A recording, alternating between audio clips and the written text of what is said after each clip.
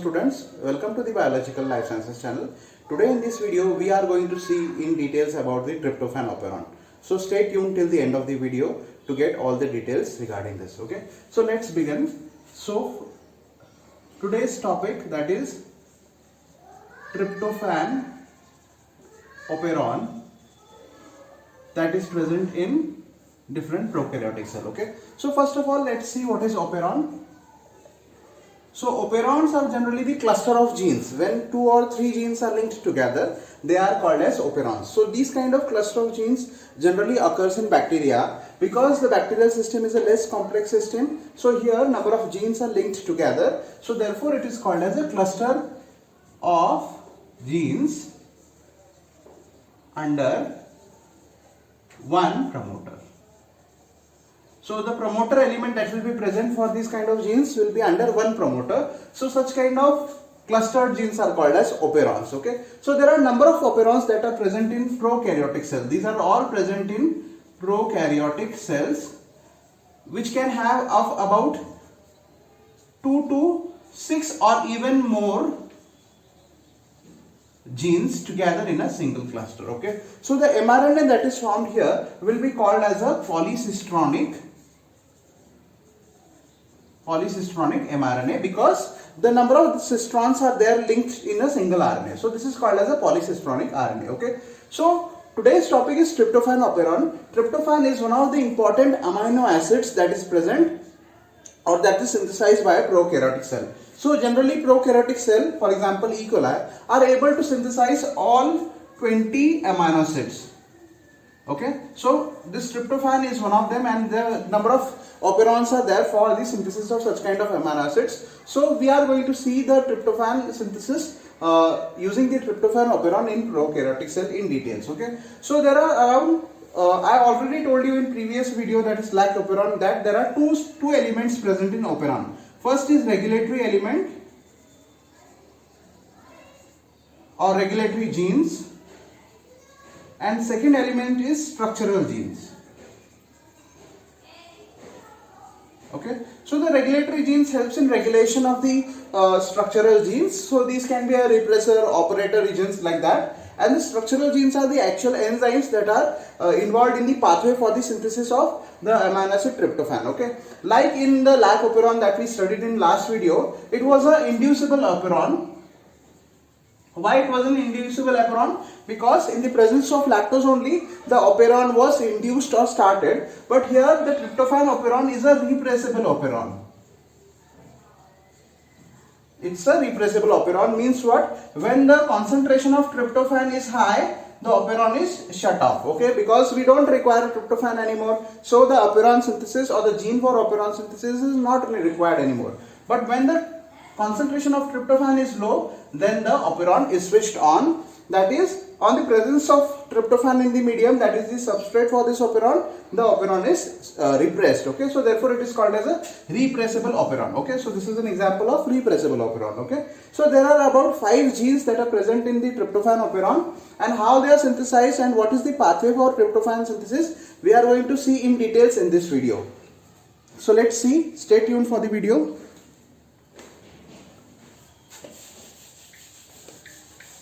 So now we are going to see what are the different genes that are present for the tryptophan synthesis. So in tryptophan synthesis, remember, there is one intermediate that is called as chorismate or chorismic acid. This is the precursor for the synthesis of the tryptophan, that is L-tryptophan in the medium. Okay, so let's see the different genes that are present in the tryptophan operon. There are different regulatory genes and different structural genes. So first of all we are going to see the structural genes. Okay,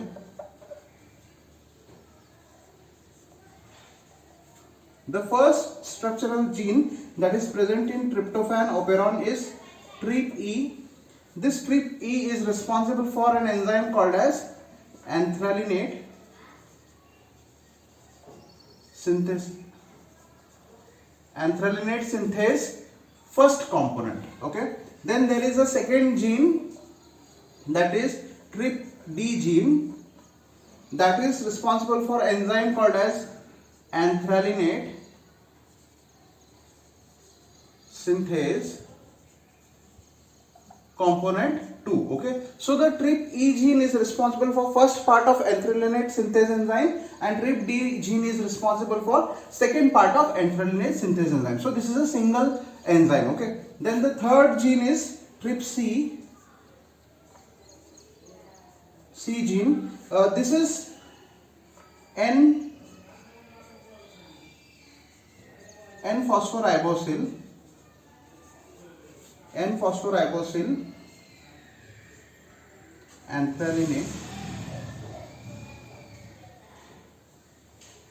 anthralate isomerase and indole 3-phosphate indole 3-glycerol phosphate.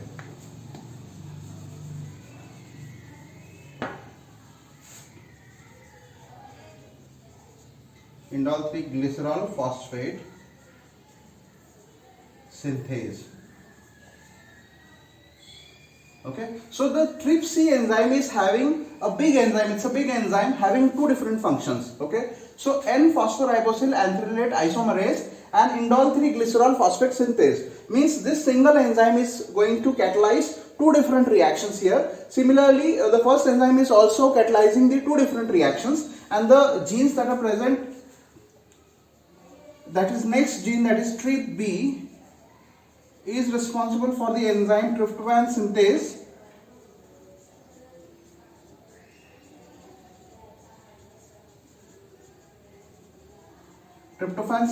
alpha subunit.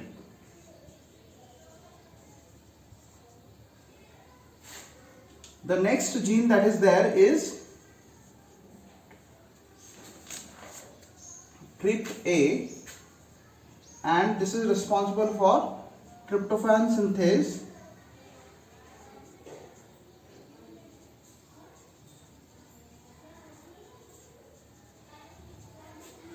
this is actually alpha subunit, and the upper one is beta subunit. Okay, so these are the these two are is a single enzyme where the tryptophan synthase enzyme is produced in the combination of the result of gene TRPA and TRPB. So this is the alpha subunit for this enzyme, and this is the beta subunit for this enzyme, and in the post translational modification these two subunits are joined together to form the whole enzyme, that is tryptophan synthase. Okay, so these are the 5 structural genes that is present in tryptophan operon. Then there is a regulatory genes also. Okay, so in regulatory gene there is a gene called as TRPR that is responsible for tryptophan repressor protein.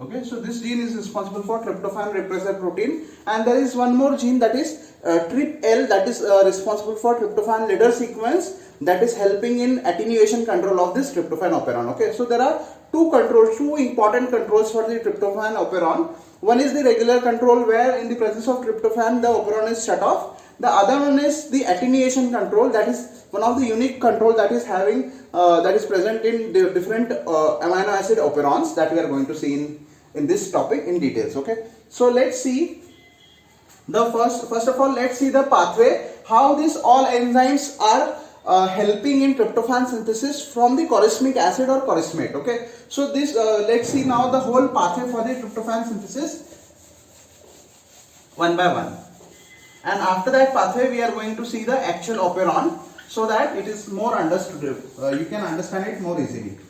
So let's see first the pathway. The pathway for the tryptophan synthesis, it starts with the first substrate or the first precursor that is present in this cellular cytoplasm of this prokaryotic cell, that is called as the choriamic acid, and how the choriamic acid is converted into the tryptophan using these all the enzymes in the pathway, that we are going to see in details here.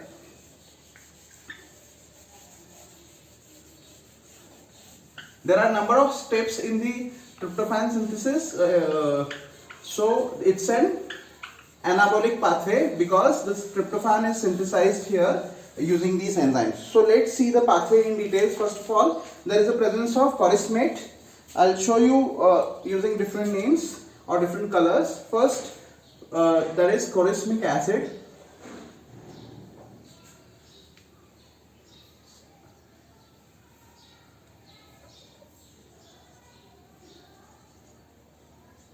Corysmic acid or corysmate. Okay, so first substrate is this, then this substrate is converted into anthralinate,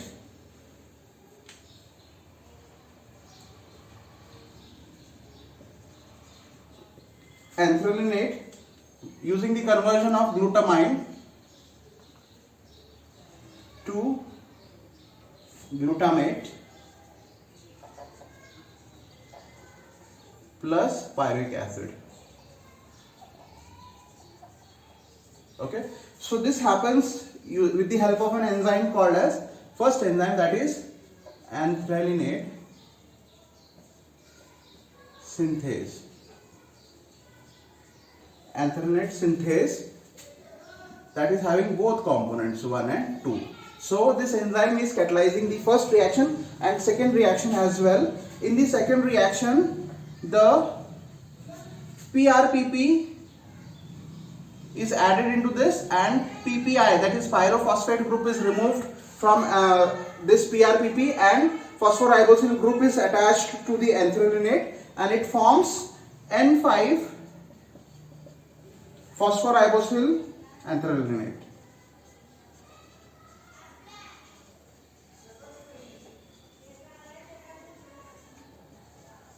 Okay, so this is the product formed here and the same enzyme is there, as I told you, it is anthralinate synthase. Same component 1 and 2, this enzyme catalyzes the first two reactions in this pathway. Okay, so let's see the next step here. This N-phosphoribosyl anthralinate is then converted into the next substrate that is called as enol 1,1-carboxyphenylamino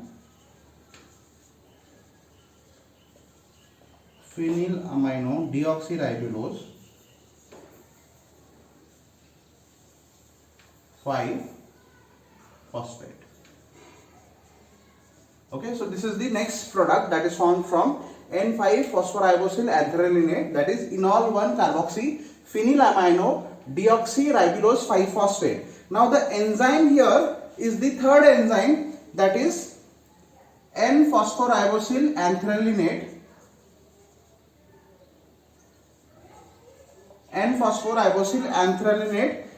isomerase and indol 3 glycerol phosphate synthase.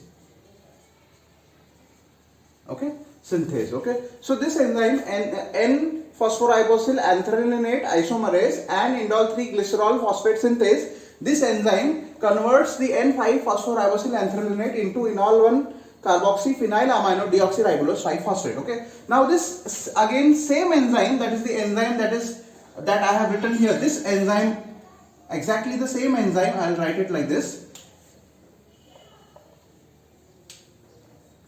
The same enzyme here converts this enol 1-carboxyphenylamino deoxyribulose 5-phosphate into indol 3 glycerol phosphate. Okay, this same enzyme converts this product into indol 3 glycerol phosphate as the the first enzyme helps in isomerization from this to this, and the second part of this enzyme, that is indol 3 glycerol phosphate synthase, helps in conversion of this substrate into indol 3 glycerol phosphate. Okay, now this indol 3 glycerol phosphate is converted into tryptophan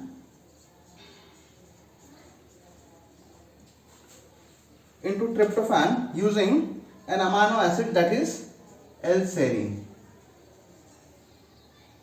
L-serine is added into this reaction and there is a removal of glyceraldehyde 3-phosphate. There is a removal of glyceraldehyde 3-phosphate and L-serine amino acid is added into this, and the enzyme that is catalyzing this reaction is called tryptophan synthase. Okay, this tryptophan synthase is having alpha and beta subunit, both subunits in this enzyme, and this enzyme helps in conversion of indole 3-glycerol phosphate, where L-serine is required and glyceraldehyde 3-phosphate is removed from the reaction, and L-tryptophan is formed here. That is levorotatory tryptophan is formed here in this medium. Okay, so this tryptophan is now utilized for different functions. That is, the main function is protein synthesis here. Okay, so this was the whole pathway for the tryptophan synthesis. You can take this screenshot if you want for this. And then now we are going to see in details about the tryptophan operon and how the operon is actually there in the cell, or how the arrangement of genes are there in the tryptophan operon.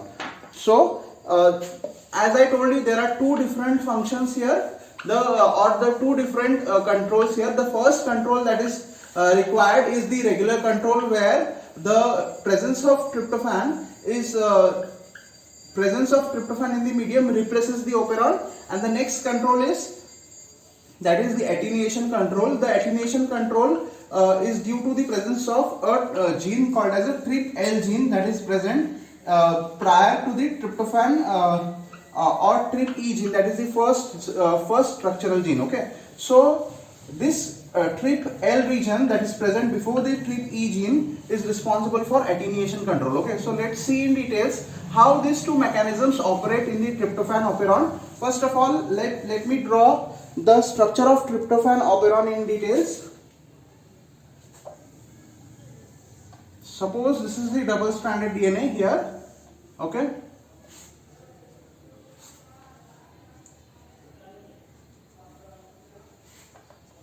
so this is the double-stranded DNA. I will show the structural genes and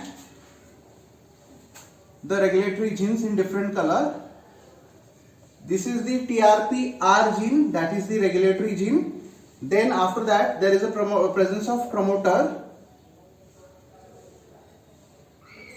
In the promoter there is a presence of operator region. So this is the operator region and this is the promoter region. Okay, so these are the regulatory elements that I have shown in green color here, and just after that there is a presence of TRPL gene. So in TRPL gene there is a presence of a sequence called as a tryptophan attenuator sequence that is shown in black here. I have shown this sequence in black here, that is present within the TRPL gene. Okay, so this sequence, that is this region, is called as the attenuator region. I will mark it afterwards. And then there is, after the TRPL gene there is a presence of actual structural genes of tryptophan operon. The first gene is TRPE gene. After the TRPE gene there is a presence of next gene, that is TRPD. After the TRPD there is a presence of TRPE, then TRPB and tryptophan A. Okay, so these are the 5 different structural genes, 1, 2, 3, 4, 5. 5 different structural genes of tryptophan operon. Here at this position, here this is the attenuator region.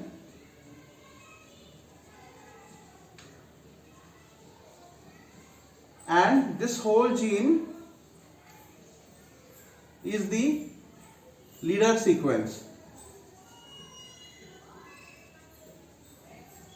Okay, this whole gene is the leader sequence. This sequence is helping in attenuation. Okay, so this particular sequence is very important for the attenuation control. This is the operator region. This total part is the promoter region here. Promoter for the tryptophan operon, and here prior to the TRP repressor there is a presence of the promoter for the TRP repressor. Okay, this is the promoter for repressor, this is the promoter for tryptophan operon. Okay, so from I'll write here tryptophan promoter.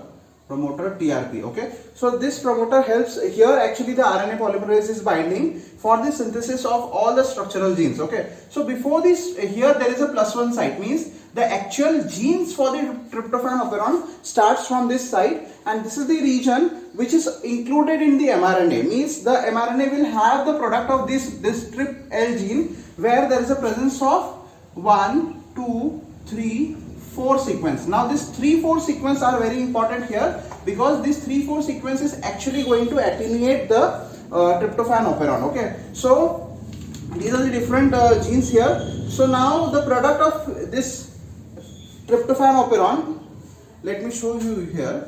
So this TRPR gene is going to form a mRNA, that is 5' to 3' mRNA for the tryptophan repressor. The tryptophan, I'll draw the diagram of tryptophan repressor here. The tryptophan repressor looks like this. It's a homodimeric unit. That is a homodimer, means it is having the similar two proteins here. So I have drawn it using a different color. So now this is the repressor, that is called as a TRP repressor. Okay, so this is the TRP repressor. So now when the tryptophan is present in the medium, okay, so let me show you the tryptophan here. This is the reaction here is reversible. So I am showing the tryptophan structure like this. Okay, so this quadrilateral here is the tryptophan structure. So when the tryptophan is present in the medium, what is going to happen? It is going to bind to the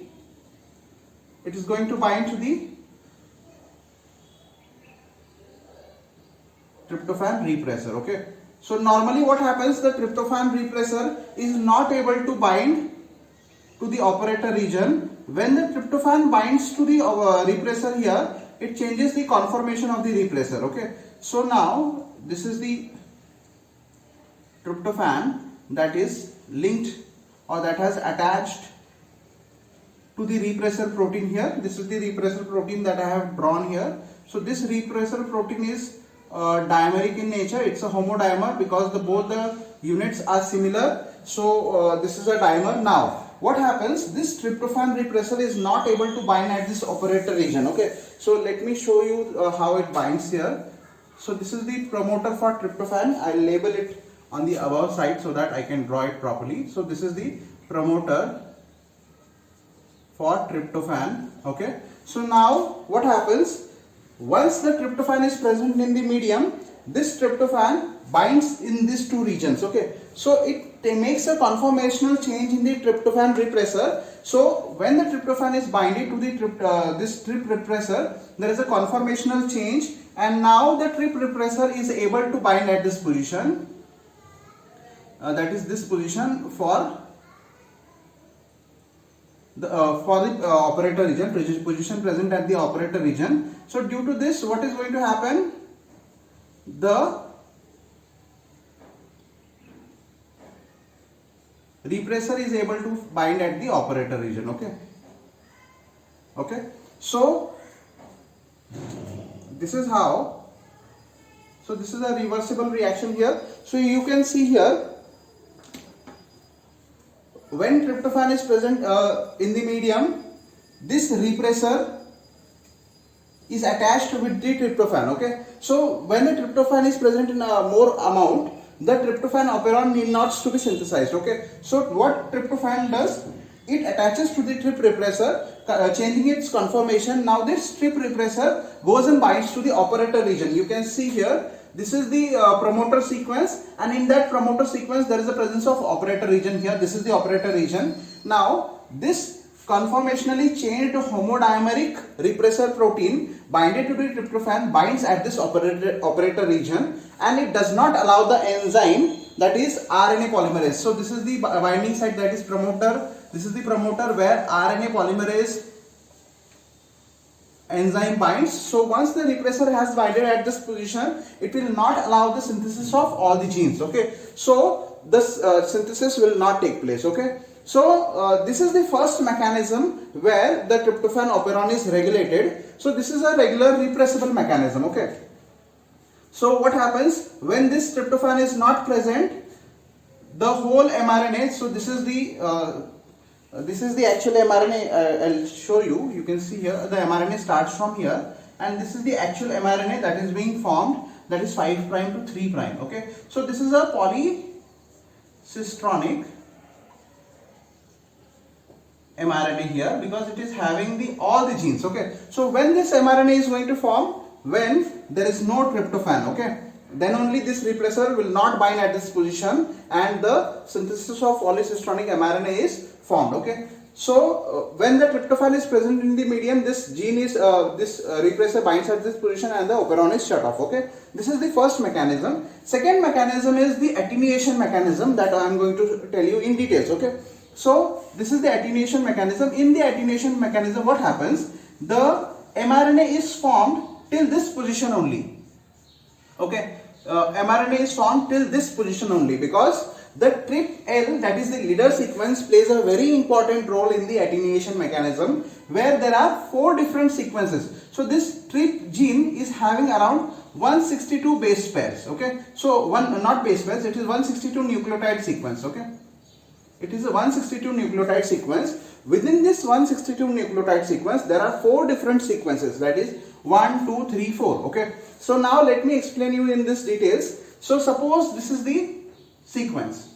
Okay. So this is the sequence of this leader TRPL gene. Okay. So this is a part of mRNA which is having different sequences 1, 2, 3, 4. Okay. So now what happens? The sequence that is present for 3 and 4 is having the palindromic sequence here. This is the palindromic region. So what happens?